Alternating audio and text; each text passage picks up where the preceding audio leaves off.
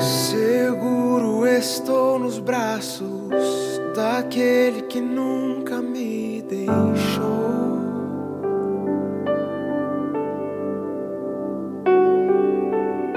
Seu amor perfeito sempre esteve repousado em mim. E se eu passar pelo vale, acharei conforto em teu amor, pois eu sei que és aquele que me guarda, me guarda. Em teus braços é o meu descanso, em teus braços é o meu descanso, em teus braços é o meu descanso, em teus braços é o meu descanso. Seguro estou nos braços daquele que nunca me deixou.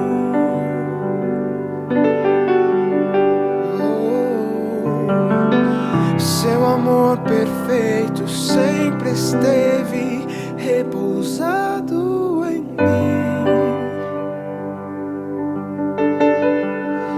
E se eu passar pelo vale,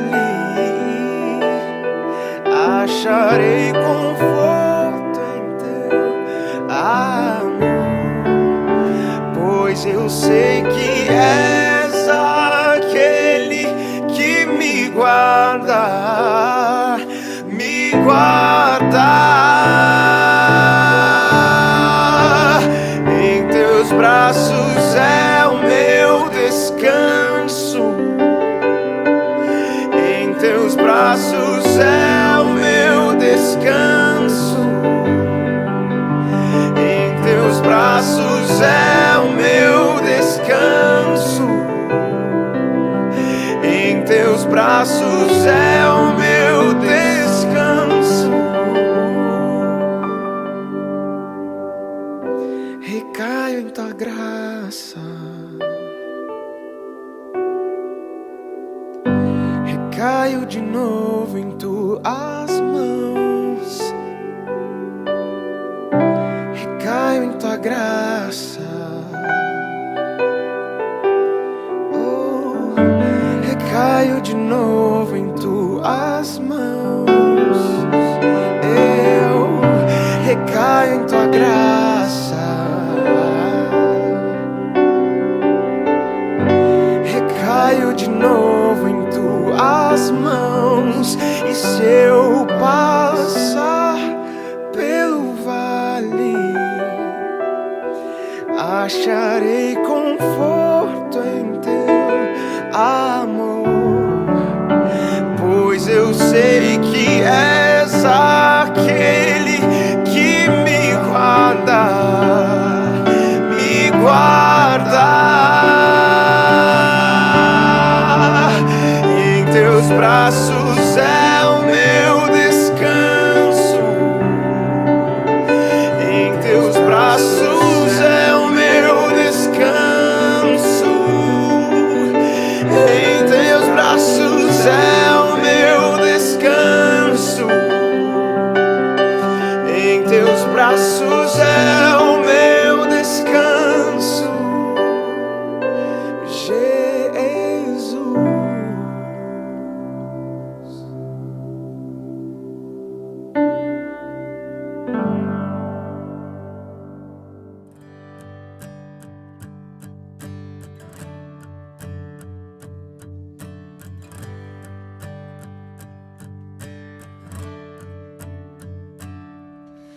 Como agradecer a Jesus o que fez por mim, sem eu merecer.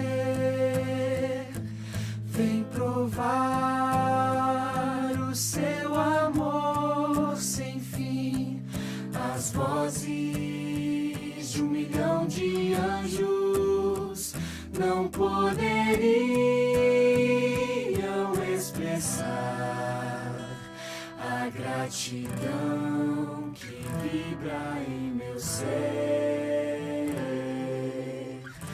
pois tudo devo a ti.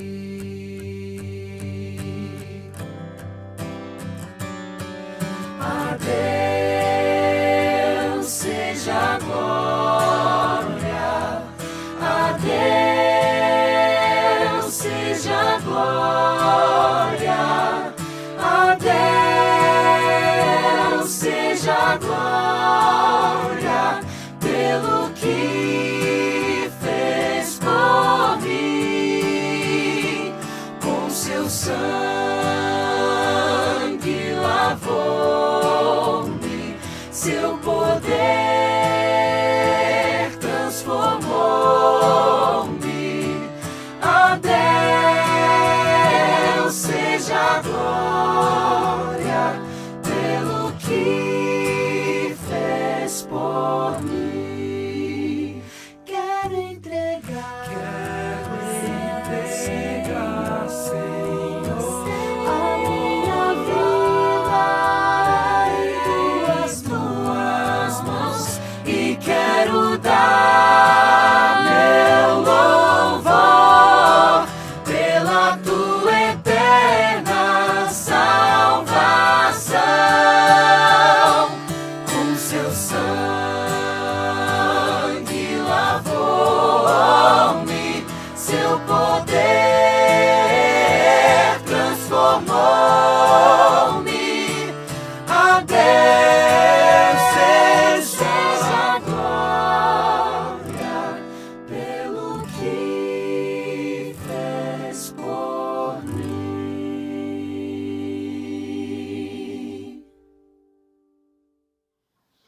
Olá, Igreja da Vila! Como é bom a gente poder estar aqui juntos de novo, não?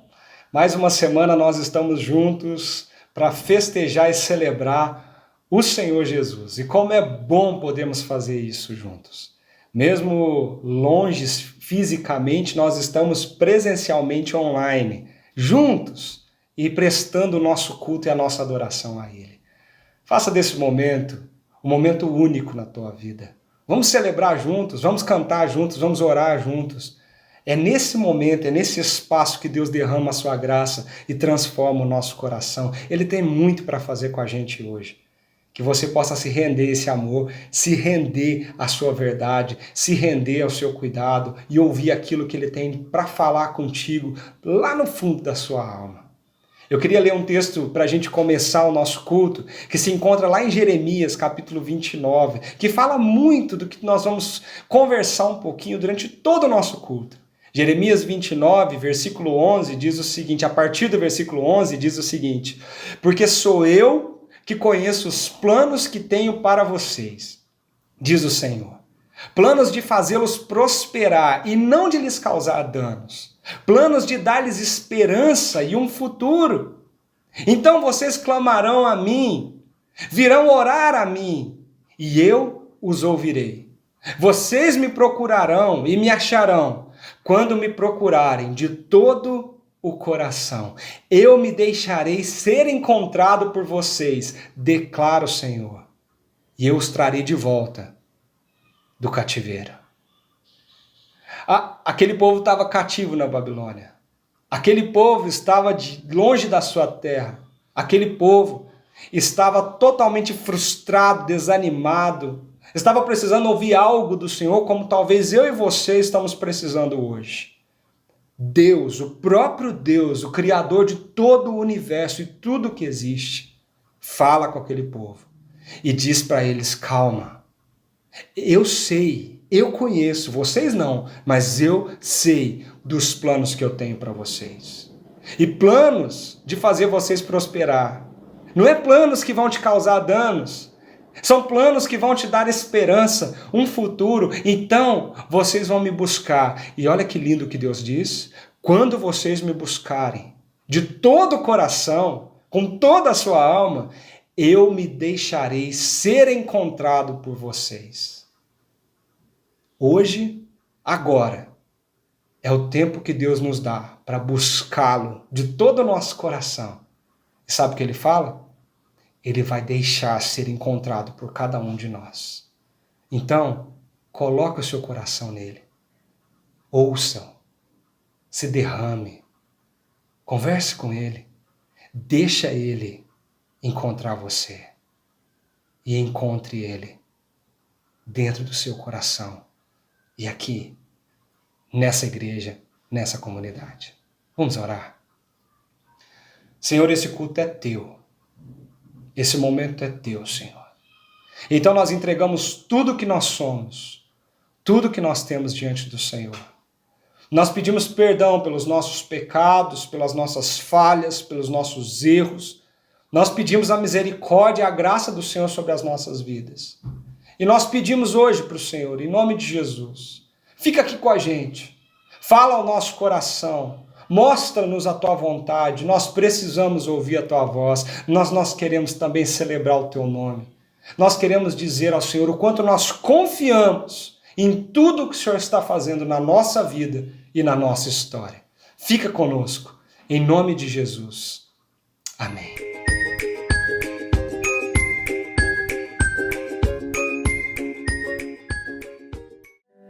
Vamos cantar e fazer um barquinho juntos? Meu barco é pequeno e grande é o mar. Jesus segura minha mão. Ele é meu piloto e tudo vai bem na viagem pra Jerusalém. Meu barco sem Cristo ao céu não irá, nas águas afundará.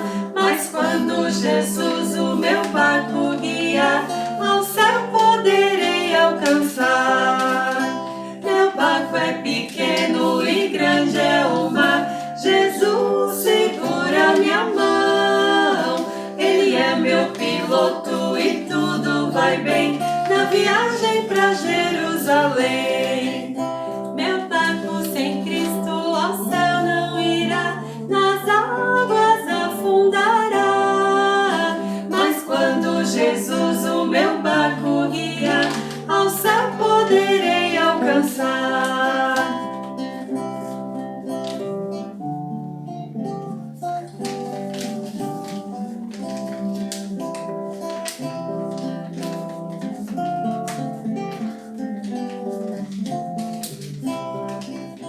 Meu barco é pequeno e grande é o mar.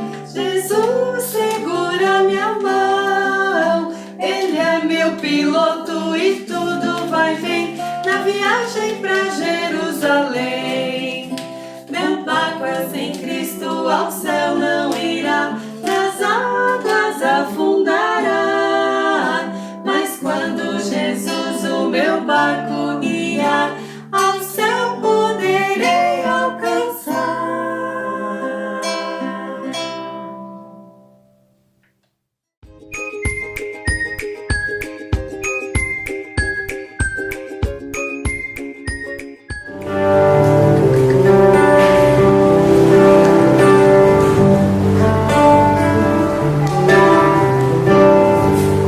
Tenha sobre ti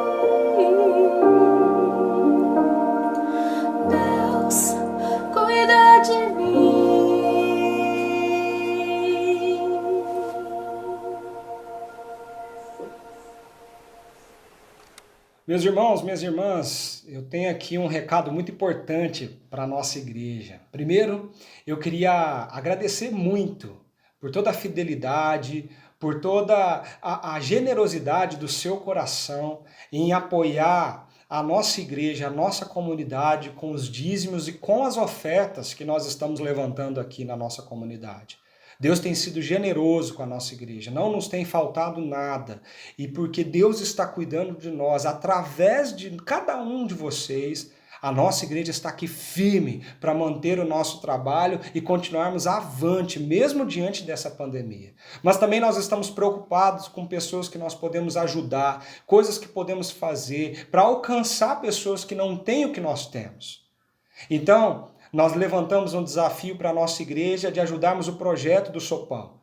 E tem sido maravilhoso ver a generosidade de cada um de vocês. Nós levantamos o desafio de cada um de nós doarmos um valor, mesmo que seja pequeno, com 21 centavos no final. E quando caísse isso na conta da igreja, nós teríamos ali um montante para poder levar até os irmãos ali do Sopão, para ajudá-los nessa tarefa linda que eles têm realizado nesses últimos dias, atendendo a famílias que estão precisando.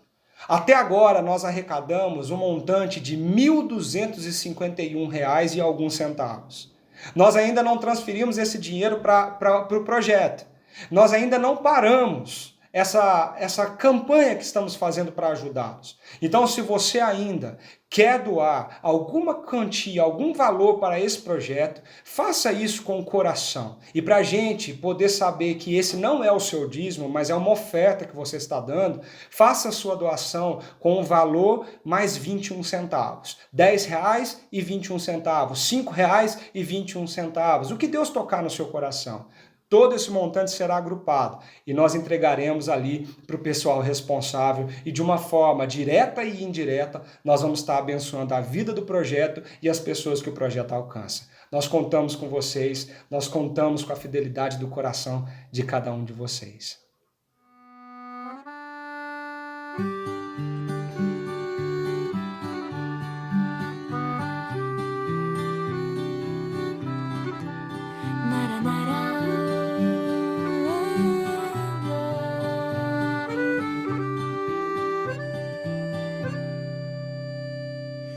Passa o tempo, passam horas, gira mundo, vira história, folha em branco, Deus escreve coisas novas para o bem, permanece ou muda tudo, fica perto ou vai embora, dói no peito a gente chora, mas consola sem demora. Coisa alguma vem, se não para o bem daquele que ama. Deus conhece onde, sabe como te levar. O autor da vida conta histórias belas, já escreveu a sua com final feliz. O autor da história torna a vida bela, a escolha é sua e o final será feliz, feliz.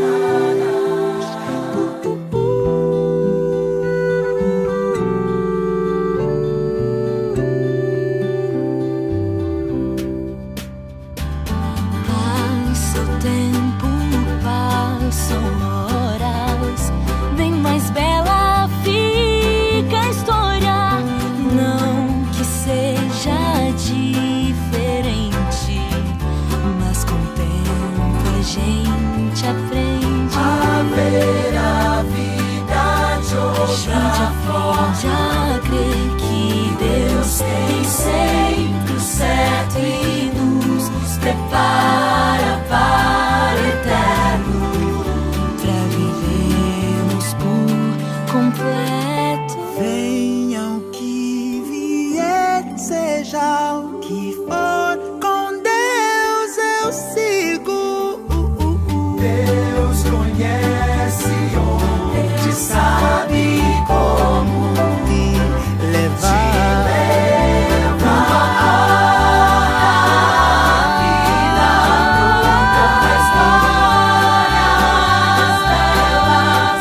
Já escreveu a sua com final feliz. O autor da história torna a vida bela. A escolha é sua e o final será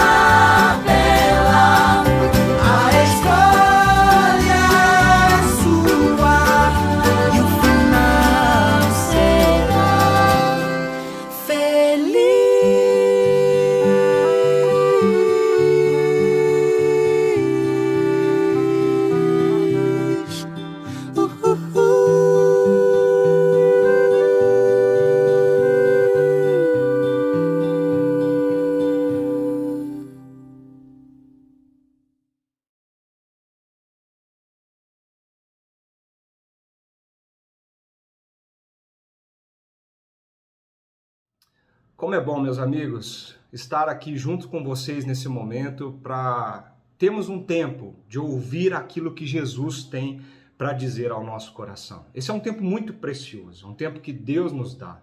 Como nós acabamos de ouvir nessa linda canção, nós temos um Deus que faz todas as coisas que acontecem na nossa história e na nossa vida cooperar para o nosso bem. Nós temos um Deus que faz tudo na nossa história ser usado para que algo maior aconteça na nossa vida, no nosso coração, na nossa família, naquilo que Ele está planejando para nós. Deus, Ele tem amado os teus filhos intensamente e nós podemos sentir isso. Como reflexo disso é esse momento que nós estamos vivendo aqui, onde nós podemos ouvir aquilo que Ele tem para falar ao nosso coração e deixar isso entrar lá fundo, de forma que transforme a nossa vida, transforme quem nós somos. Nós estamos conversando um pouquinho nessas últimas semanas, nessa série de mensagens, sobre viver a tanta coisa que tem acontecendo em nosso meio. Nós temos passado dias difíceis, dias complexos. Não tem sido fácil lidar com tudo isso. Mas nesses momentos aqui nós olhamos para a palavra de Deus e pensamos o que Ele tem para nos dizer, como sobreviver a tudo isso, como sobreviver a tanta dor, tanto sofrimento e como viver a nossa vida com Deus intensamente nesses dias. Eu queria que você parasse tudo e deixasse Jesus falar ao teu coração hoje. Que ele possa, essa mensagem possa entrar lá no fundo da tua alma e possa transformar a tua vida de uma forma que você nem imagina, mas que só Ele sabe fazer. Vamos fazer uma oração e pedir para Ele fazer isso com cada um de nós hoje, agora. Vamos fazer isso? Feche seus olhos. Senhor Jesus, de uma forma muito simples, nós queremos, diante do Senhor, fazer um pedido. Abafa todos os sons, os ruídos que possam nos atrapalhar nesse momento para ouvir aquilo que o Senhor tem para nos dizer. Com certeza, o Senhor preparou esse momento agora para que nós possamos ouvir a Tua voz. Então, Senhor, fala ao nosso coração, fala no fundo da nossa alma e que nós possamos ser transformados e transtornados pela Tua palavra, pelo Evangelho que nos conquistou e faz tudo isso na nossa vida. Nós pedimos isso em nome de Jesus. Amém. E agora, José? A festa acabou, a luz apagou, O povo sumiu, a noite esfriou. E agora, José? E agora você? Você que é sem nome, que zomba dos outros, você que faz versos, que ama, protesta. E agora, José? Está sem mulher, está sem discurso, está sem carinho, já não pode beber, já não pode fumar, cuspir já não pode, a noite esfriou, o dia não veio, a bondade não veio, o riso não veio a utopia e tudo acabou, tudo fugiu e tudo mofou. E agora, José? E agora, José? Sua doce palavra, seu instante de febre, sua gula, jejum, sua biblioteca, sua lavra de ouro, seu terno de vidro, sua incoerência, seu ódio. E agora? Com a chave na mão quer abrir a porta. Não existe porta. Quer morrer no mar, mas o mar secou. Quer ir para Minas, Minas não há mais. José, e agora? Se você gritasse, se você gemesse, se você tocasse, a valsa vienense, se você dormisse, se você cansasse, se você morresse. Mas você não morre. Você é duro, José. Sozinho no escuro, qual bicho no mato, sem teologia, sem parede nua para se encostar, sem cavalo preto que fuja a galope, você marcha, José. José, para onde? Quem nunca se sentiu como este José? E agora? O que eu vou fazer da minha vida? Para onde que eu vou? A poesia José foi publicada em 1942 por Carlos Drummond de Andrade. Um poeta considerado por muitos o maior poeta brasileiro de todos os tempos. José foi escrito em uma época de grande, mas grande repressão política, preconceito, dificuldades sociais, momento de muita miséria e pouca esperança para o povo brasileiro. Nesse poema, Carlos Drummond de Andrade usa José com um nome genérico. Eu e você somos José, para representar a humanidade e questionar a sua existência. É uma visão pessimista do cotidiano, tematizando a solidão do homem que revela essa profunda angústia pela vida. José não tem sobrenome, não sabe de onde ele vem, nem para onde vai, ele está perdido, carente de tudo, perdido na vida. Não acha saída para que o seu coração possa voltar a bater, voltar a pulsar. José é um poema de desencontros, marcado com um profundo ceticismo, que mostra a realidade do homem que se perdeu nas suas buscas e não consegue mais encontrar a si mesmo. Sabe por quê? O sentido da vida foi embora. Você marcha, José. Mas vem cá, José, para onde? Ainda hoje, mais e mais pessoas estão dizendo como Carlos Drummond de Andrade, como José da poesia, e agora, José? A alegria de viver acabou, o sentido da vida acabou, o prazer em acordar pela manhã parece que foi embora. Respirar confiante diante de tudo que está por vir no nosso futuro não existe mais. E a gente se pergunta, por que a alegria foi embora? Por que parece que o sentido da vida se perdeu? Gente, nós estamos num momento onde esse homem contemporâneo, que somos nós, vivemos o grande dilema dessa busca incessante pela alegria e o sentimento constante de insatisfação diante de tantas tentativas frustrantes de preencher o nosso coração com alguma coisa que nos satisfaça, que nos dê prazer, que nos signifique a vida. Mas quem nunca se perguntou, responde aí, quem nunca se perguntou por quê? Por que isso está acontecendo comigo? Por que comigo? Eu sou tão bom, e agora? O que será da minha vida?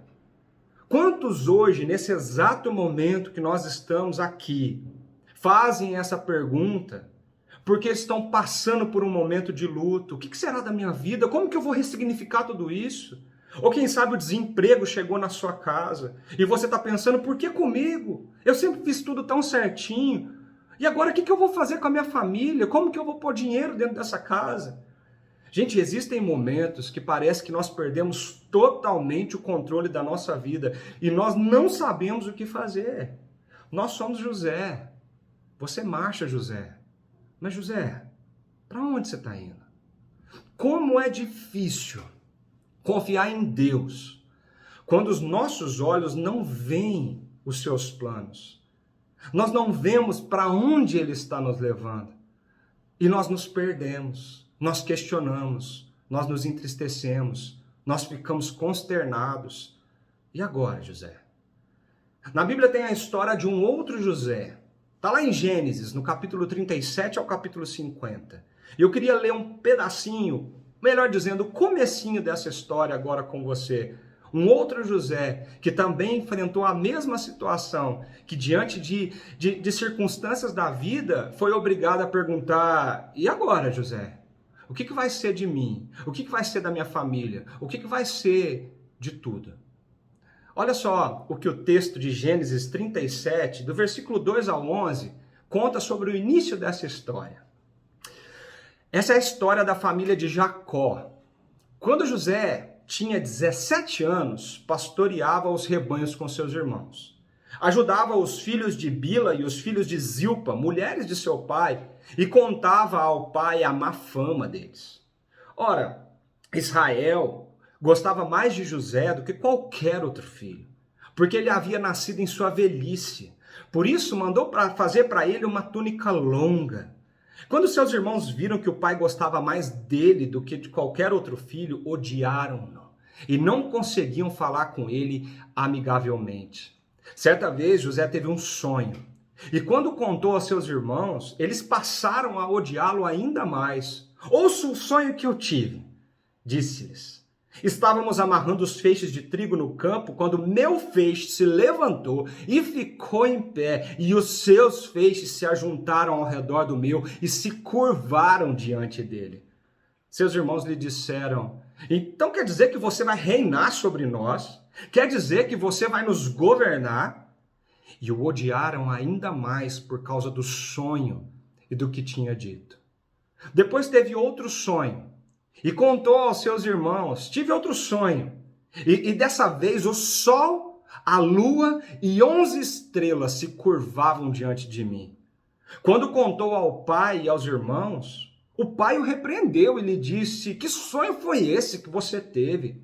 Será que eu, sua mãe e seus irmãos viremos a nos curvar até o chão diante de você? Assim, seus irmãos tiveram ciúme dele. O pai, no entanto, refletia aquilo no seu coração. Meus amigos, essa é a história de Jacó, a história de José, a minha história, a sua história. Muitos de nós nos vemos diretamente nesses versículos dessa grande narrativa do capítulo 37 ao capítulo 50 de Gênesis. Gênesis termina nos contando uma grande história, uma história que é capaz de mudar todo o nosso coração e toda a nossa vida se nós absorvermos as grandes lições que tem nela. Mas essa história não começa com José. O versículo 2 nos fala que essa é a história da família de Jacó. De uma forma muito bonita, Gênesis está narrando e continuando a narrar a história do povo de Deus. E agora ele bota um zoom, ele se concentra na vida de Jacó e a sua grande família. A primeira coisa que a gente vê aqui, no versículo 3, é falando um pouquinho do coração de Israel, ou Jacó. E o versículo 3 diz assim, ora, Israel gostava mais de José do que de qualquer outro filho. A história por trás disso é longa, é um pouquinho complicada, cheia de detalhes, mas vamos tentar lembrar algumas coisas aqui que são importantes para a gente entender o porquê desse versículo estar aqui. Jacó cresceu, gente, desesperadamente sem amor e a afirmação do seu pai. Se você voltar às páginas de Gênesis, você vai ler isso na Bíblia. O pai dele, Isaac, visivelmente preferia seu irmão Esaú. A carência interna, então, resultante dessa falta de afirmação, ela dirigiu Jacó de muitas maneiras na sua vida. Uma das coisas que ele fez foi fixar o seu coração em Raquel. Raquel era uma mulher bonita. Jacó olhou para ela e imaginou no seu coração, se eu tiver essa mulher, se eu me casar com ela, tudo isso que está aqui dentro vai ser resolvido, a minha vida vai ser resolvida, esse vazio vai embora, essa falta de afetividade, de amor, essa carência vai embora. E ele se casa com ela, ele batalhou por ela. Raquel lhe deu 2 filhos, José e Benjamim, mas quando Benjamim nasceu, infelizmente Raquel morreu.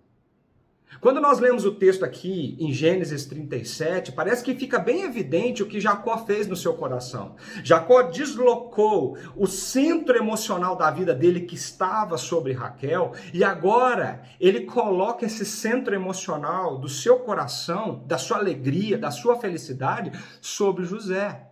A prova disso é que o texto faz questão de mostrar essa história com Jacó mandando fazer e dando uma longa túnica para José. Ele só deu isso para José e José nem era o primogênito.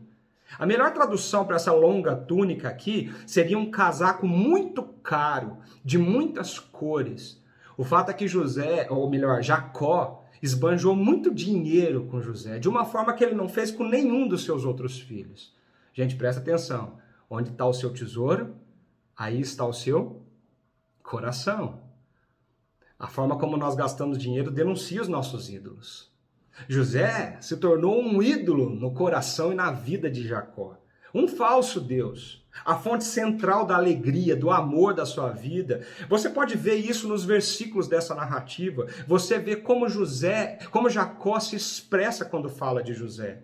E como resultado disso, essa idolatria do coração de Jacó envenenou todo o sistema familiar dele. E José? Como que está José no meio dessa história?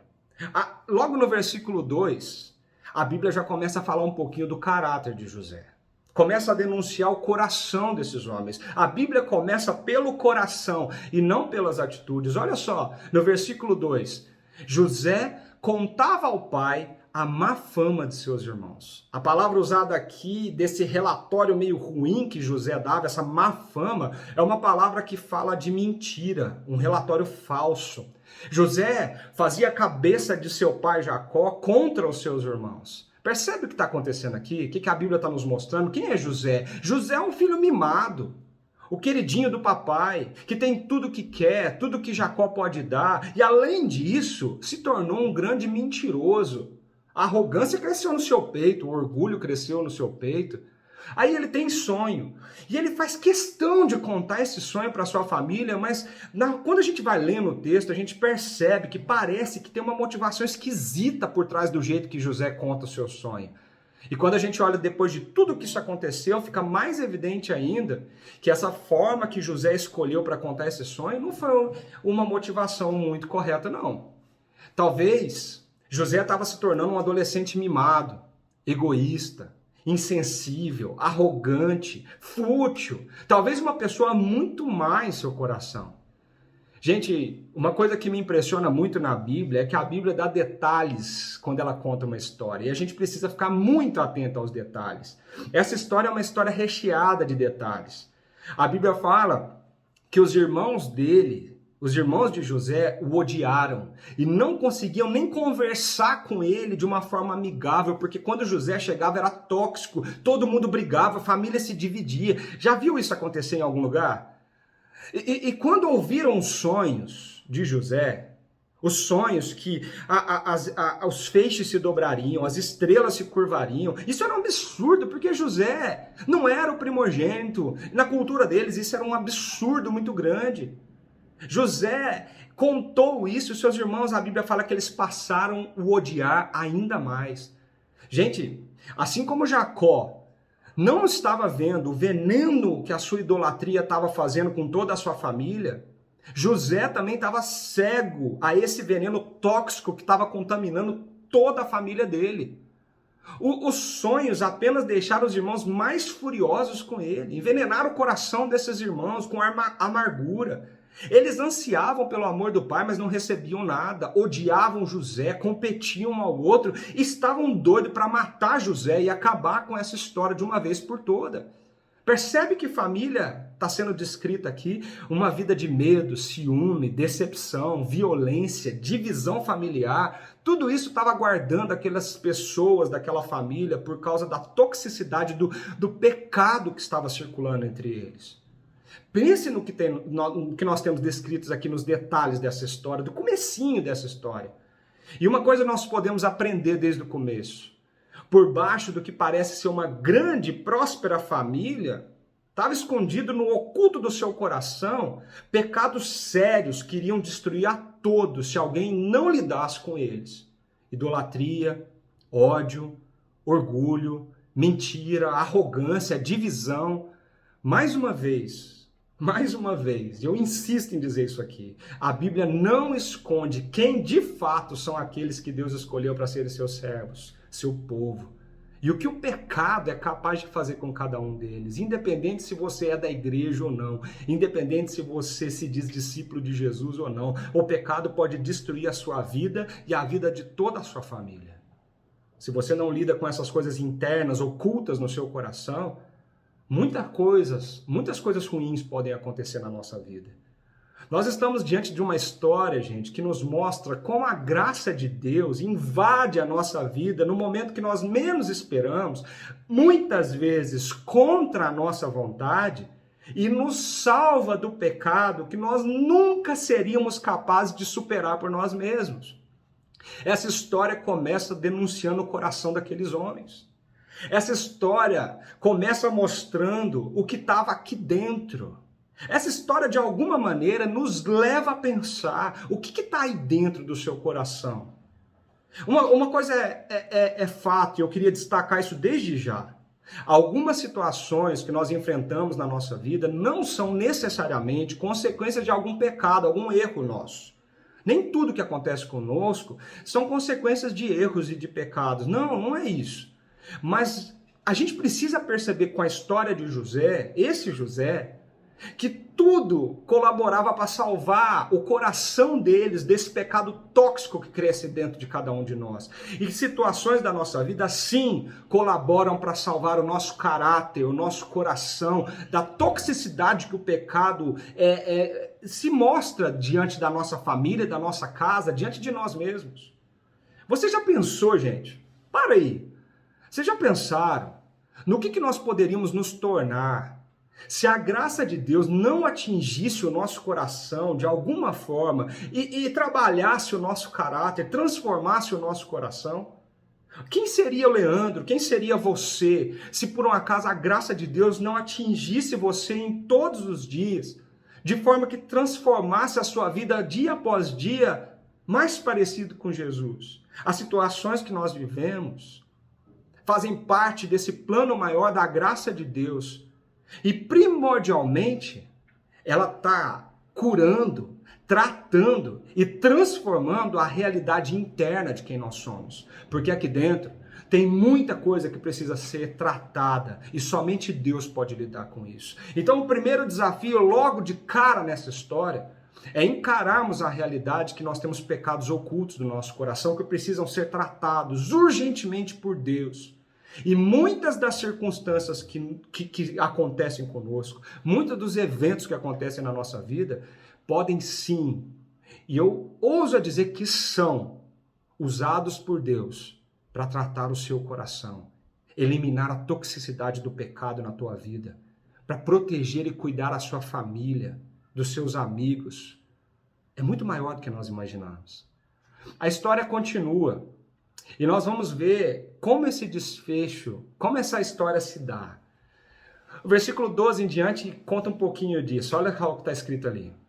Os irmãos de José tinham ido cuidar do rebanho do pai, perto de Siquém. E Israel disse a José: como você sabe, seus irmãos estão apacentando os rebanhos perto de Siquém. Quero que você vá até lá. Quando José foi, ele se perdeu quando aproximava de Siquém. Um homem o encontrou vagueando pelos campos e lhe perguntou: o que você está procurando? Ele respondeu: eu procuro meus irmãos. Pode me dizer onde eles estão apacentando os rebanhos? E o homem respondeu: eles já partiram daqui. Eu os ouvi dizer: vamos para Dotã. E assim José foi em busca dos seus irmãos. Eles o viram de longe. Os irmãos viu José de longe. E antes que ele chegasse, começaram a planejar, a matá-lo. Lá vem aquele sonhador, diziam uns aos outros. É agora! Vamos matá-lo e jogá-lo num desses poços. E diremos que o animal selvagem o devorou. Veremos então o que será dos seus sonhos. Chegando a José, seus irmãos lhe arrancaram a túnica longa, agarraram-no e jogaram no poço que estava vazio e sem água. Quando os mercadores ismaelitas de Midian se aproximaram, seus irmãos tiraram José do poço e o venderam por 20 peças de prata aos ismaelitas, que os levaram para o Egito. Nesse meio tempo, no Egito, Os midianitas venderam José a Potifar, oficial do faraó e capitão da guarda. Gente, primeiro assim, pensa aqui comigo. Como será que José se sentiu no meio de tudo isso? Você já pensou o que deve ter passado no coração de José? Como que ele estava? O que ele sentiu? O que ele pensou? Como ele tentou entender o que estava acontecendo?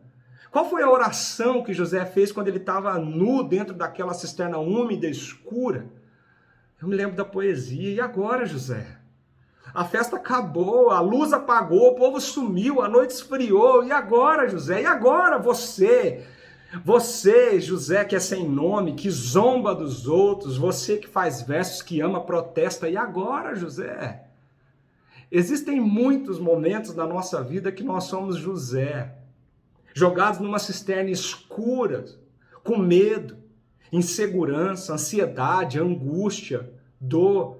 Eu não sei que momento é esse na sua vida, mas momentos assim sempre sobrevêm sobre a nossa vida. Nós perdemos pessoas queridas que estão do nosso lado, nós dedicamos uma vida inteira aos nossos filhos e de repente eles viram as costas para nós. Nós dedicamos uma vida a uma empresa e a um trabalho e de repente as portas se fecham. Nós vemos a nossa família se desintegrar quando o divórcio chega. Nós vemos o casamento entrar em crise, relação de pai e filha entrar em crise. Quantas situações terríveis sobrevêm sobre o nosso coração. E nós nos vemos assim, sem nada, vulneráveis, nus, jogados numa cisterna fria e escura. E parece que tudo se foi, tudo se perdeu. A esperança se foi. Gente, parecia que estava tudo sob controle, estava tudo bem. Mas de repente nós nos vemos como José numa terra distante como Dotã. Ele não foi para Dotã, mas ele parou lá. Um lugar hostil, longe, onde parece que tudo estava perdido, sem saída. Nós choramos nessa cisterna como José, nós gritamos por socorro, mas o socorro não vem, nós nos desesperamos na oração, lágrimas escorrem do nosso rosto. Eu imagino José agarrado nas mãos dos seus irmãos, tentando escapar daquele lugar, pedindo misericórdia, dizendo: não me mate, não me deixe aqui. A palavra usada para jogar José naquela cisterna no hebraico é uma palavra de abandonar alguém até que ela morra. Aqueles irmãos não conseguiram matar José com uma faca, com uma pedra, mas eles queriam que José morresse, por isso deixaram ele ali, até que alguém tenha uma ideia: não vamos fazer isso, vamos enganar nosso pai, vamos manchar essa túnica de sangue, rasgar ela e entregar para o nosso pai e dizer que ele morreu, mas a gente vende ele para um lugar muito, muito distante daqui. E ele foi parar no Egito. Quantos de nós enfrentamos situações que nós pensamos: e agora? E agora? E sabe o que acontece com o nosso coração? Nós começamos a questionar tudo. Eu penso José fazendo isso. José deve ter pensado: meu Deus, e se eu não tivesse ter que estar aqui? E se eu não tivesse que ter vindo olhar meus irmãos para o meu pai? Se eu tivesse dito não para o meu pai quando ele me pediu para vir aqui, nada disso estaria acontecendo na minha vida. E se eu não tivesse encontrado aquele estranho, por um acaso chegasse ali em Siquém, não visse meus irmãos, voltasse para trás, voltasse para casa e falasse para o meu pai: não encontrei eles, não sei cadê eles. E se... Sabe essas perguntas que colocam o cis na nossa cabeça? E se eu não tivesse ido naquele hospital naquele dia? E se eu não tivesse encontrado essa pessoa? E se eu não tivesse ido no mercado no dia que eu fui assaltado? E se eu não tivesse feito a curva nessa rua aqui quando eu bati o carro? E se eu não tivesse cochilado no volante quando o acidente aconteceu? E se nós começamos a questionar porque nós queremos entender por quê? Por que tudo isso está acontecendo comigo?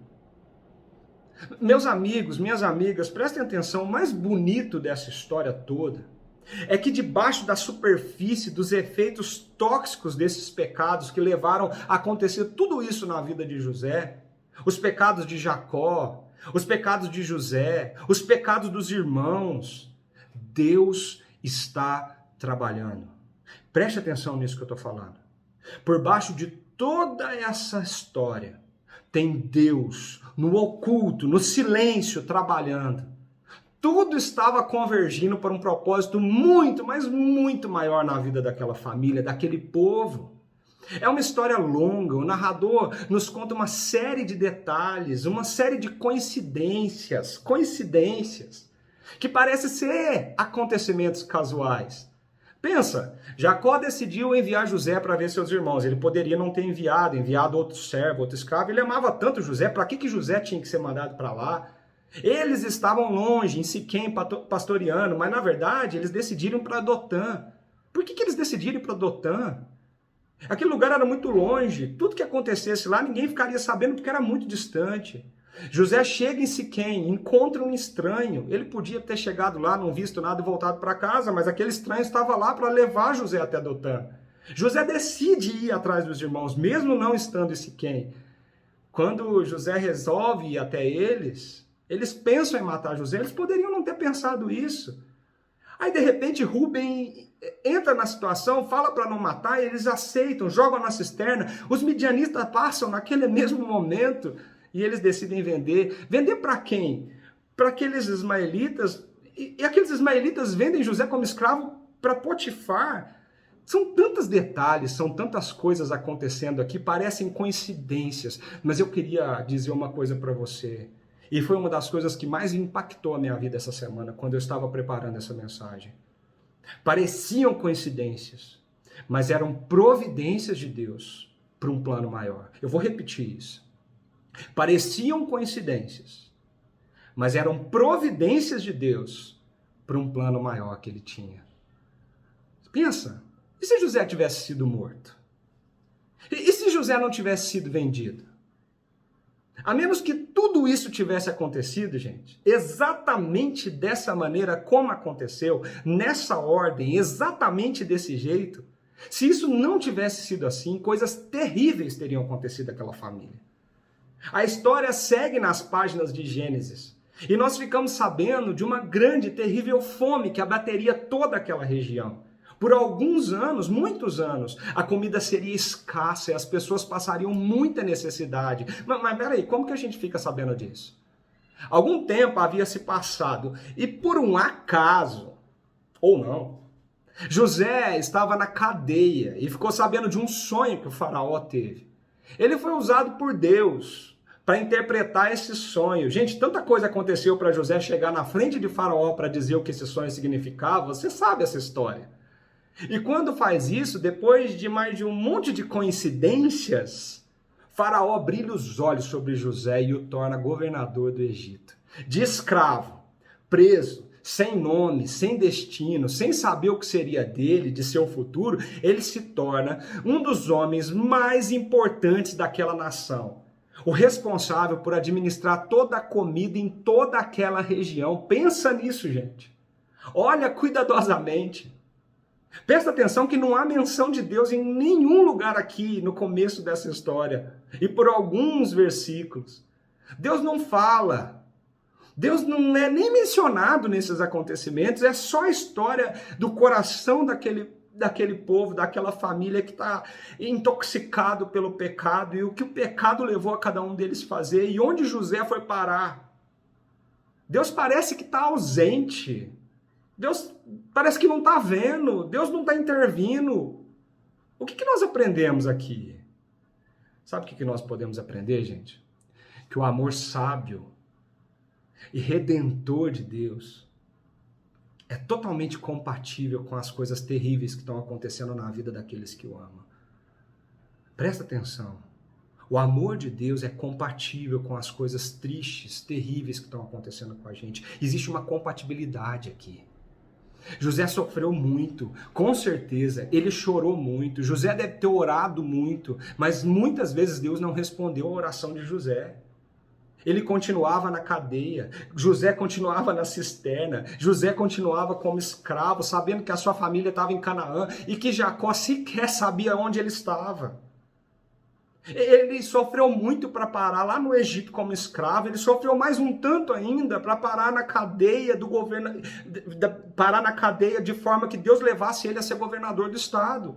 Mas se isso não tivesse acontecido assim, todo mundo estaria perdido fisicamente por causa da fome, mas também estariam perdidos espiritualmente, porque os seus corações nunca teriam sido tratados e curados dessa toxicidade do pecado que estava dentro deles. O próprio José foi tratado do seu orgulho. Isso foi transformado dentro dele. E esse pecado poderia ter levado José a ser uma pessoa mimada, perversa, um adulto terrível. Os irmãos foram salvos do ódio que fariam deles pessoas violentas, agressivas, e toda uma geração posterior poderia ter sido assim também. Jacó foi curado da sua idolatria quando percebeu tudo o que estava acontecendo. Nós podemos pensar assim, mas por quê? Pastor, por que tem que ser assim tão brutal? Eu poderia até sugerir algumas maneiras que Deus podia ter conduzido toda essa história, essa situação. Eu tenho certeza que você pode imaginar comigo algumas coisas. Por que Deus não mandou um anjo ali e falou assim, olha José, o seu coração é muito orgulhoso e você precisa mudar isso, porque senão você vai colher consequências sérias. Deus já não tinha mandado um anjo para brigar com Jacó, por que não mandou de novo para falar para Jacó assim, Jacó, você está idolatrando seu filho, isso não vai dar certo. Por que Deus não mandou uma intervenção da natureza para dizer para aqueles homens, os seus irmãos, parem com isso, porque eu sou o Deus dessa família? Gente, observa uma coisa. Ninguém aprende realmente sobre as suas falhas, sobre esse pecado que está dentro da gente, sendo informado sobre ele. Quando alguém conta sobre isso. Não adianta. As pessoas realmente aprendem quando as consequências desse pecado batem na nossa porta. Nós aprendemos vivendo e às vezes vivendo consequências disso. Sabe aquela história de que é quando se quebra a cara que a gente realmente aprende os nossos erros e a gente é transformado? Muitas coisas que acontecem na nossa vida são tratamentos de Deus para coisas que estão aqui dentro e precisam ser transformadas e consertadas. Agora pensa comigo e pensa na tua vida também, eu penso na minha. E se Deus tivesse ouvido a oração de José? Se Deus tivesse tirado ele daquela situação? Se ele tivesse conseguido voltar para casa e contado para Jacó tudo que seus irmãos tinham feito? Será que a história teria fechado desse jeito? Aquele povo teria sido salvo da fome? Gente, observe isso, a salvação de José daquela cisterna e da escravidão do Egito não teria salvado, mas condenado ele e toda a sua família à morte. O que para nós parecia salvação, tirá-lo da cisterna, salvar do ódio dos seus irmãos, não deixar ele ser vendido, não deixar ele se tornar um escravo, o que parece para nós salvação, na verdade, seria a condenação de toda a sua família à morte. Quantas vezes nós pedimos coisas para Deus pensando, isso é a minha salvação, é isso que eu preciso, é isso que se o Senhor fizer, tudo vai estar resolvido. Mas às vezes não acontece e nós ficamos frustrados, chateados, mas nós não pensamos que o que parece ser salvação pode ser algo muito ruim para a nossa vida. Pensou se Deus já tivesse ouvido todas as suas orações e respondido sim para tudo que você pediu? Como estaria o mundo? Como estaria a história da tua família? Como estaria a história da tua vida? Será que você estava aqui? Se ele tivesse sido salvo, José, ele estaria perdido. Deus não responde à oração de José porque ele tinha um plano que era muito maior para ele e para a sua família. Além disso, extrapolava a sua família, ele tinha um plano para outros povos, para abençoar os egípcios diante daquela situação de fome. Até aqueles que nunca se renderam a Deus foram abençoados pelo sofrimento de José. Deus parecia estar oculto, silencioso. Deus não trabalha da forma como nós queremos. Não é da forma como nós imaginamos. Nós somos limitados demais para ver tudo que Deus está fazendo. Os nossos sofrimentos que nós passamos agora, de alguma forma a gente está produzindo algo que é muito maior do que a gente consegue imaginar. É difícil ver as coisas desse jeito, mas a Bíblia nos leva para essa direção e nós precisamos colocar o nosso coração e a nossa fé nisso. Tem situações que Deus ouve e tem situações que Deus responde às nossas orações, mas tem outras que não. Eu não sei se vocês prestaram atenção onde tudo isso aconteceu. Onde as orações de José aconteceram, elas aconteceram em Dotã. Deus não ouve José em Dotã. José é vendido, quase morto, vendido, e ele vai parar no Egito. Deus não ouviu o clamor de José pedindo para que ele saísse dali, que Deus salvasse ele. Com certeza José fez essa oração. Mas anos depois, quando Dotã já era uma cidade, Deus ouviu o profeta Eliseu naquele mesmo lugar, quando Eliseu estava diante do exército da Síria, e ele pediu para que Deus salvasse aquela cidade. Deus mandou carruagens de fogo, abriu os olhos do seu servo, e quando eles viram, eles puderam ficar em paz, porque Deus ouviu a oração de Eliseu. Deus não ouviu José em Dotã, mas ouviu Eliseu. Mas por quê? Porque tem um plano maior. Tem um plano maior por trás disso tudo. Paulo e Silas uma vez estavam presos na cadeia, a igreja orou, de uma forma sobrenatural, as portas se abriram e Paulo e Silas foram libertos. João Batista também foi preso na cadeia. Os seus discípulos com certeza oraram, João Batista com certeza orou e pediu: Deus, me tira daqui. Deus não ouviu, João Batista foi decapitado. Você percebe? Se conseguíssemos absorver, gente, que Deus está trabalhando em ambos os tipos de situações, quando ele diz sim e quando ele diz não, se a gente conseguisse absorver toda a força desse ensinamento, nós seríamos muito mais fortes para enfrentarmos os desafios da nossa vida. Será que a gente consegue acreditar de verdade que Deus está agindo tanto no sim quanto no não? Que Deus está trabalhando enquanto parece estar em silêncio? Que Ele faz as coisas de uma forma que seria muito diferente do que nós faríamos e que o objetivo dele é muito maior para nós? Meus amigos, minhas amigas, Deus tem um plano para o seu povo. Deus tem uma visão do todo. Deus tem um plano que é maior, que extrapola a nossa consciência, que extrapola a nossa visão. Assim como ele teve um sonho para a salvação daquela família, ele tem um sonho, um plano por trás de cada detalhe da sua vida, de tudo que acontece com você. Quando você está no meio desse plano e ele te convida a fazer parte disso, nós nunca entendemos o que está acontecendo. A gente se pergunta, e se, por quê? A gente questiona, a gente não entende. Meu irmão, minha irmã, nós não vamos entender porque nós somos limitados demais para ver o que Deus vê de toda a situação. Nós não conseguimos absorver a realidade como Deus a planeja. Eu posso te garantir uma coisa, nós não vamos entender. Mas Deus nos desafia a acreditar, a ter fé e confiar que Ele está no controle soberano da história do mundo e da história da sua vida. Você acredita nisso? Você acredita que mesmo que eu erre, mesmo que eu faça coisas que pareçam estar bagunçando toda essa história, todo esse plano de Deus, Deus de alguma maneira, Ele faz isso convergir para o bem daqueles que o amam? Você acredita que ele trabalha mais frequentemente quando ele está em silêncio? Quando ele parece que está escondido da gente? Você acredita mesmo que ele faz todas as coisas para que o nosso bem seja realizado? Gente, tem alguns versículos na Bíblia que deixam isso muito claro, e isso fica muito evidente. Por exemplo, Efésios, capítulo 1, versículo 11, tem um texto para mim, eu fico pensando e repensando nesse texto. O versículo diz assim: todas as coisas são feitas de acordo com o plano e com a decisão de Deus, de acordo com a sua vontade e com aquilo que ele havia resolvido desde o princípio. Romanos 8, capítulo 8, versículo 28 diz o seguinte: todas, presta atenção nisso, todas, a palavra aqui não é algumas, é todas, todas as coisas trabalham juntas para o bem daqueles que amam a Deus, daqueles a quem Ele chamou de acordo com o seu plano. Deus nunca perde o controle de nada em nossas vidas. Tudo coopera para o plano maior que Ele tem para cada um de nós. Quando nós não ouvimos os seus passos, quando nós não vemos as suas mãos, acredite nisso.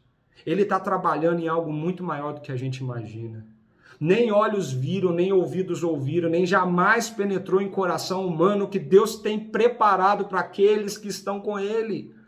Jeremias fala uma coisa também que eu fico muito animado, entusiasmado com esse versículo. Ele fala o seguinte: porque sou eu que conheço os planos que tem para você, diz o Senhor. Planos de fazê-los prosperar e não de causar danos, planos de dar a vocês esperança e um futuro. Gente, eu vou repetir esse versículo, presta atenção.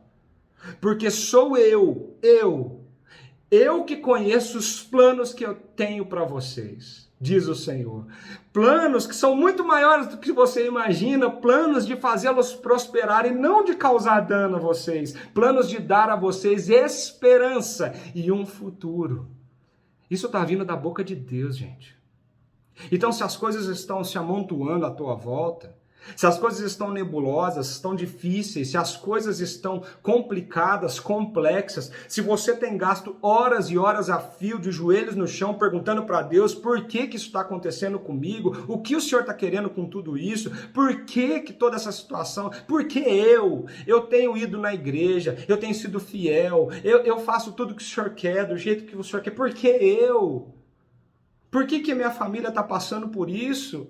Por que tem gente que é muito pior do que eu e não sofre e a gente está aqui sofrendo tantas coisas durante esse tempo difícil? Por que eu estou desempregado? Por que fulano ou Beltrano, eles têm êxito no trabalho, na empresa e eu não? Se eu faço tudo honesto, leal, por que o Senhor tirou essa pessoa que eu amava tanto de mim? Por quê? E se eu fizesse isso ou não fizesse aquilo? Percebe como o nosso coração maquina para tentar nos desviar dessa verdade de que Deus, Ele tem o controle da história. José não imaginava o que Deus estava fazendo, mas cada detalhe da sua história estava conduzindo José e a sua família para a salvação em Deus. Deus estava trabalhando no ódio dos seus irmãos. Deus estava trabalhando na arrogância, no orgulho, na mentira de José. Deus estava trabalhando na idolatria do coração de Jacó. E tudo isso estava sendo convergido. Mesmo as maldades que seus irmãos fizeram estavam sendo convergidas para um bem maior, que extrapolava qualquer imaginação daquela família. Eles só não morreram de fome. Por quê?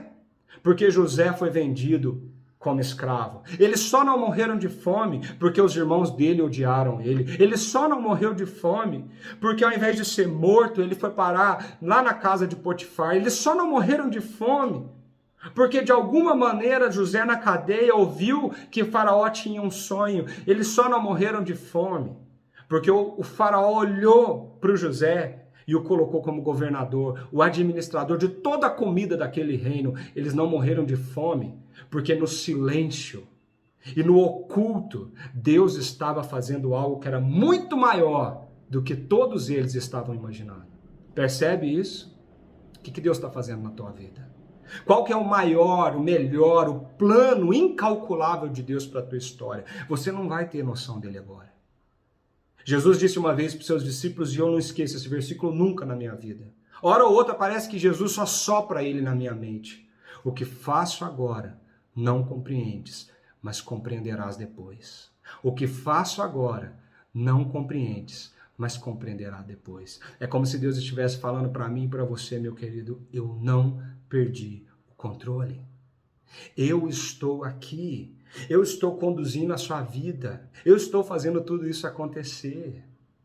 Tudo o que acontece na nossa vida coopera para esse plano maior para a nossa história. Nós podemos, gente, escolher olhar para todos os eventos do nosso dia como meras coincidências. E você começa a olhar para as coisas e fala, não, isso é coincidência, isso é coincidência. Muita gente opta por isso. Mas nós podemos optar, olhar para tudo o que acontece na nossa vida, todas as coisas cooperam como providências de Deus que estão cooperando para algo maior. Você pode escolher olhar como coincidência, ou você pode escolher olhar como providência. A forma como você decide olhar para tudo isso vai fazer toda a diferença no seu coração e na tua história. Os sentimentos que vão vir no seu coração diante da forma que você optar olhar para as coisas vão ser muito diferentes. À medida que as coisas foram acontecendo, os anos foram passando, a escola do sofrimento foi moldando o coração de José, e ensinando ele a entender o que estava acontecendo. Deus está nos convidando a confiar no que Ele está fazendo, mesmo se a gente não está entendendo, mesmo se a gente não está vendo.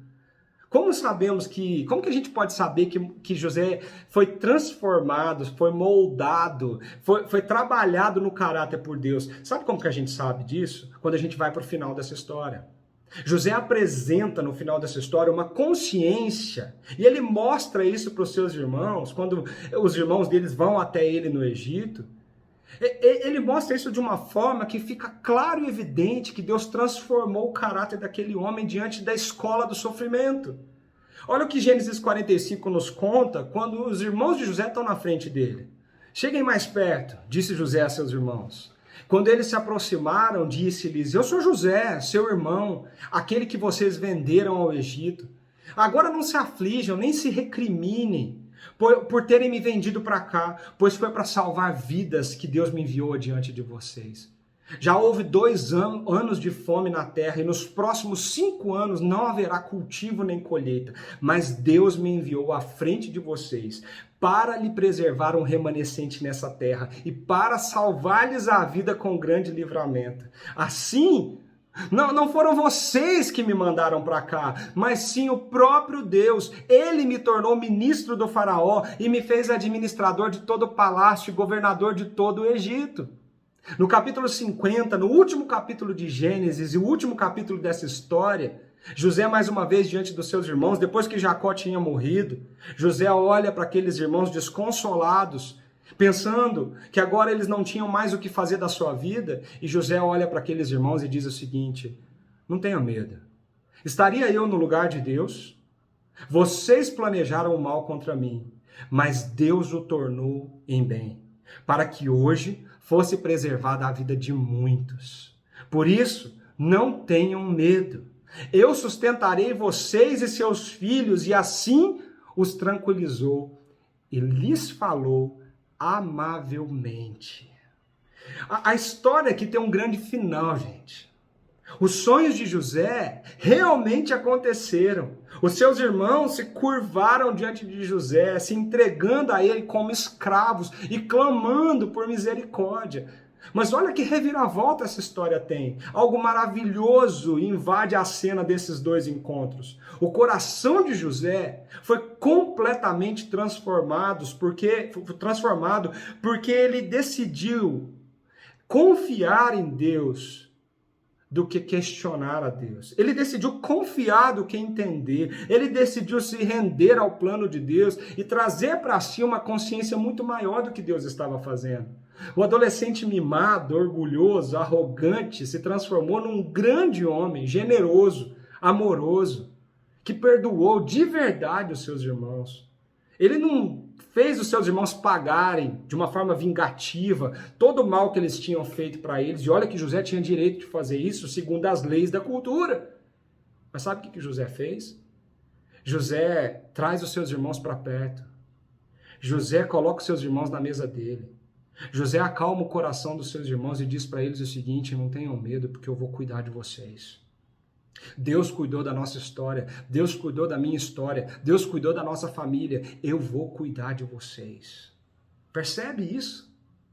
Deus não somente salvou o povo de Israel da fome, da morte, mas salvou o povo de Israel dos pecados que poderiam arruinar a história de toda uma nação. Ele salva a unidade da família. E agora, depois que tudo isso acontece, o nome de Deus é trazido por José como um agente de tudo que ele aconteceu. Não foi eu, não foi vocês, foi Deus. Deus está trabalhando nisso. Deus proporcionou isso. Deus fez.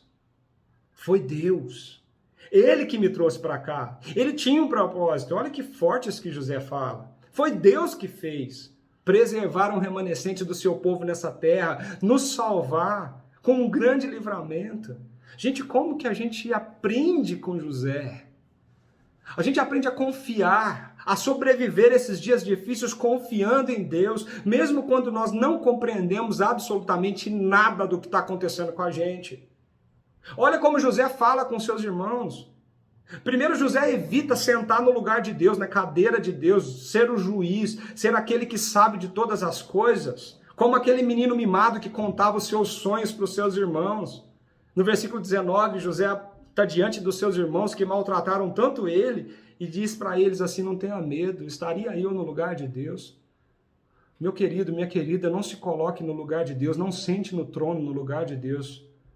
Deixe Deus ser Deus na sua vida. Acredite que todas as coisas cooperam para o seu bem. Então confie no que Ele está fazendo. Não tente ser Deus na sua história. Deixe a Deus fazer isso.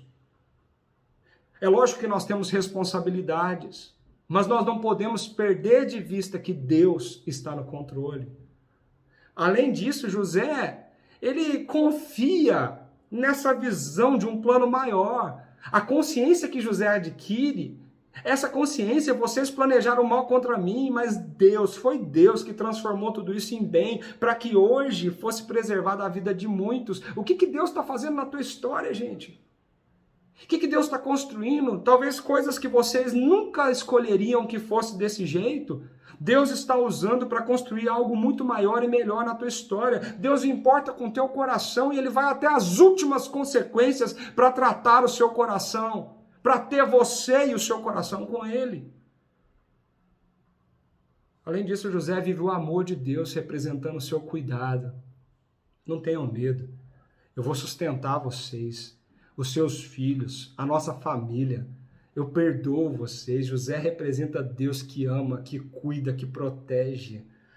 Muitas coisas na nossa vida, além de estarem transformando o nosso coração, podem estar acontecendo sim, para que lá na frente, eu e você sejamos usados para abençoar muitas pessoas. Eu não sei o que é. Eu não sei o que está acontecendo na minha vida, nem na sua vida, que pode te levar a esse momento da tua história. Mas eu sei que a Bíblia fala que se Deus está no controle de tudo isso, e se eu creio nisso, eu tenho paz. Sabe por quê? Porque todas as coisas cooperam para o bem daqueles que amam a Deus. Eu é que sei que planos eu tenho para você. Planos de que não vão te dar danos, causar danos, mas fazer prosperar, te dar esperança e um futuro. É isso que Deus está dizendo para nós. A história de José nos ensina que mesmo diante do Deus silencioso, do Deus que não respondeu todas as nossas orações, existe o Deus trabalhando no silêncio, que nos ama tanto e está nos conduzindo para um plano que é muito maior do que a gente imagina. Eu queria encerrar essa nossa reflexão com 3 apontamentos, 3 aplicações bem práticas diante de toda essa história. Primeira delas, lembre-se sempre de que o que parece enfraquecimento é, na verdade, fortalecimento de Deus. Tem coisas na sua vida que acontecem que parece que é para te tornar fraco, vulnerável, incapaz, impotente. Sabe essas coisas que fazem de nós, essas pessoas diminuídas, essas situações terríveis? Mas isso são usadas para fortalecer a nossa vida, a nossa alma, o nosso caráter, a nossa espiritualidade. Hebreus diz que toda disciplina no momento parece dolorosa, muito mais dolorosa do que agradável, mas que mais tarde produz fruto pacífico de justiça para aqueles que são treinados por ela. Olha que palavra Hebreus usa aqui, para aqueles que foram treinados por ela. Ela dá frutos de justiça quando nós somos treinados por ela. A palavra em grego aqui é a mesma palavra usada para a nossa palavra ginásio. É gínaso. E essa palavra é a palavra do treinamento. É a palavra onde os atletas usavam aquele local para treinar. As nossas disciplinas, provações, sofrimentos, as nossas lutas, de acordo com Hebreus, de acordo com a Bíblia, é o ginásio onde Deus nos treina para as nossas conquistas e para as nossas vitórias. Então, se nós estivermos sofrendo, passando por dificuldade, olha para o que a palavra fala, por mais difícil que seja isso, e acredita que Deus está treinando o nosso coração. Deus está moldando o nosso caráter, Deus está mudando a nossa vida, que tudo vai cooperar para um bem que é muito maior para a nossa casa, para os nossos filhos e para a nossa família. Uma segunda lição que eu acho que a gente pode aprender da lição da história de José é que quando os problemas acontecem, não olha para fora somente, não fica perguntando o que Deus está fazendo, mas olha também para dentro. O que Deus está produzindo em mim? O que Deus está transformando no meu coração? O que Deus está transformando na minha vida, no meu caráter? Pensa nisso. Alguma coisa está sendo tratada por Deus aí. E esse tratamento é para evitar que um monte de coisas aconteçam na sua história. E por fim, tenha certeza que Deus tem um plano muito maior do que você imagina no seu futuro. Um plano que pode usar você na vida de outras pessoas. Um plano onde todas as coisas que acontecem, todas, pode até parecer que está fora de ordem, mas são parte de um grande quebra-cabeça do que Deus está preparando para cada um de nós. Eu queria convidar você a terminar comigo esse momento de reflexão, prestando atenção na letra de uma canção linda do Stênio. Uma letra que fala algo maravilhoso para mim e para você. Essa música talvez você já conheça, chamada Tapeceiro. Essa música já me fez chorar muito, essa música já me fez refletir muito. E essa música fala assim: tapeceiro, grande artista, vai fazendo o seu trabalho incansável, paciente no seu tear. Tapeceiro, ele não se engana, ele sabe o fim desde o começo. Traça as voltas, 1000 desvios, sem perder o fio. Minha vida é obra de tapeçaria. É tecida de cores alegres e vivas que fazem contraste no meio das cores nubladas e tristes. Se você olha no avesso, nem imagina o desfecho. No fim das contas, tudo se explica, tudo se encaixa, tudo coopera para o meu bem. Quando se vê pelo lado certo, muda-se logo a expressão do rosto, obra de arte para a honra e glória do tapeceiro. Minha vida é obra de tapeçaria. É tecida de cores alegres e vivas, que fazem contrastes com cores nubladas e tristes. Mas Deus é o tapeceiro que está fazendo essa grande obra em tudo que eu vivo e passo.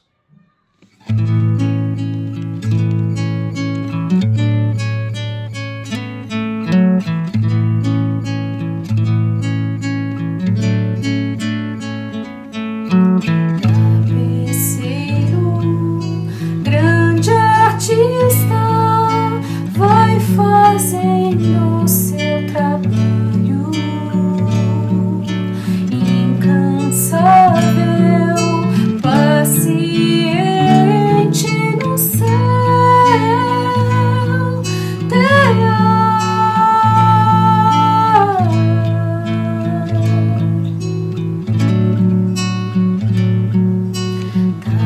tapeceiro, não se engana. O fim deste o começo, trança voltas, 1000 desvios sem perder o fim.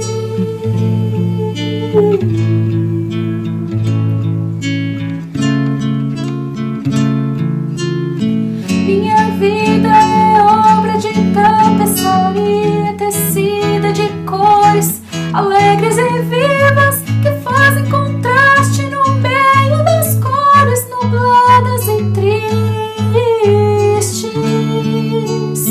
Se você olha do avesso, nem imagina o desfecho. No fim das contas, tudo se explica, tudo se encaixa, tudo coopera para o meu bem. Quando se vê pelo lado certo, muda-se logo a expressão do rosto, obra de arte para honra e glória do tapeceiro. Minha vida é obra de tapeçaria, é tecida de cores alegres e vivas que fazem contraste no meio das cores nubladas e tristes. Se você olha do avesso,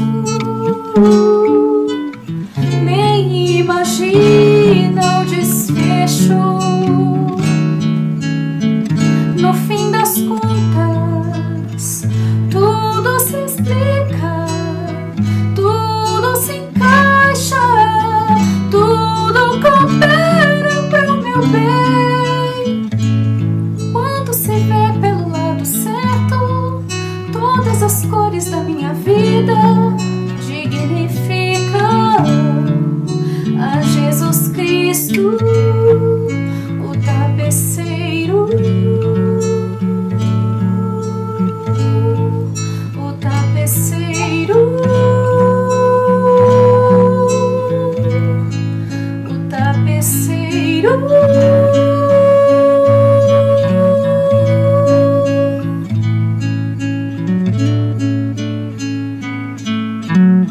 Linda essa canção, não é?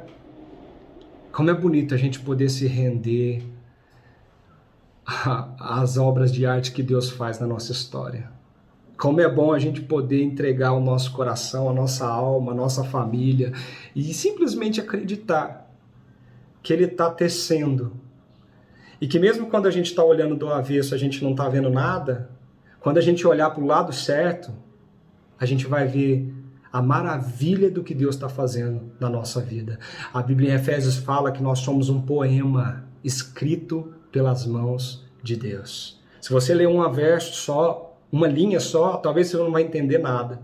Mas quando você lê todo o poema, você vai ver que lindo que é o que Deus está fazendo conosco. Vamos orar. Senhor, obrigado por esse dia maravilhoso que o Senhor nos deu. Obrigado por esse momento tão bonito que o Senhor proporcionou para a sua igreja. Obrigado pela mensagem, Pai, tão forte e poderosa que o Senhor nos traz através da vida de José, da história de Jacó. Muito obrigado porque essa palavra chegou ao nosso coração e agora eu peço em nome de Jesus, nos ajuda. Nos ajuda a lembrar que o Senhor é maior do que nós imaginamos. Nos ajuda a lembrar que o Teu plano é maior do que nós pensamos. Nos ajuda, Pai, a nunca tirarmos da nossa mente que nada na nossa vida são coincidências, mas são providências da obra das mãos do Senhor. O Senhor é soberano. Isso não tira a nossa responsabilidade, mas isso, Deus, acalma o nosso coração diante de tudo que o Senhor está fazendo na nossa história. Que a nossa igreja, Senhor, possa descansar e confiar, tendo a certeza de que o Senhor dirige todos os nossos passos e todas as coisas cooperam para o bem daqueles que te amam. Abençoa a nossa vida. Abençoa, Pai, a cada um de nós. Abençoa cada família da nossa comunidade. E que nessa semana nós possamos ver, Senhor, os pequenos e os grandes detalhes do que o Senhor está fazendo nessa obra tão linda que é a história da nossa vida. Nós queremos ver, nós queremos, ó Pai, experimentar o plano maior do Senhor. Nos abençoe para viver isso intensamente no nosso coração. Igreja de Jesus, que a graça do nosso Senhor e o nosso Salvador Jesus Cristo, o amor de Deus, o nosso Pai, e a presença do Espírito Santo, que nos consola, que nos conforta e que nos faz forte, esteja com cada um de nós, hoje e sempre. Amém. Meus amigos, que essa semana seja uma semana linda para você. Para durante esses dias que Deus vai te dar e olha, observa. Para de olhar para as coisas como coincidências e começa a prestar atenção nas providências de Deus para a sua vida. Você vai ver o quanto Deus te ama e o quanto Ele tem cuidado de você. Que nós possamos nos encontrar nos grupos pequenos, que nós possamos passar a semana o mais próximo possível um do outro e que Deus te abençoe muito em tudo que você tem para fazer essa semana. Um abraço, fica com Deus.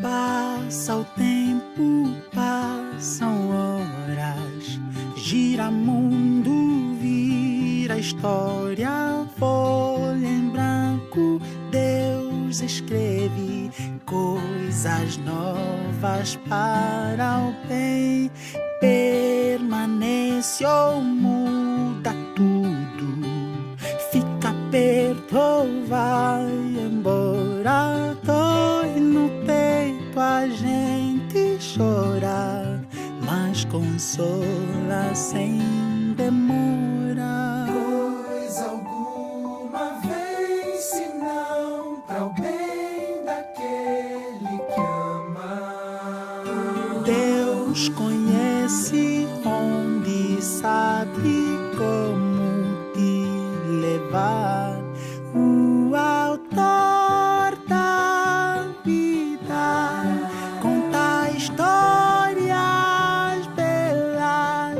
já escreveu a sua com final feliz.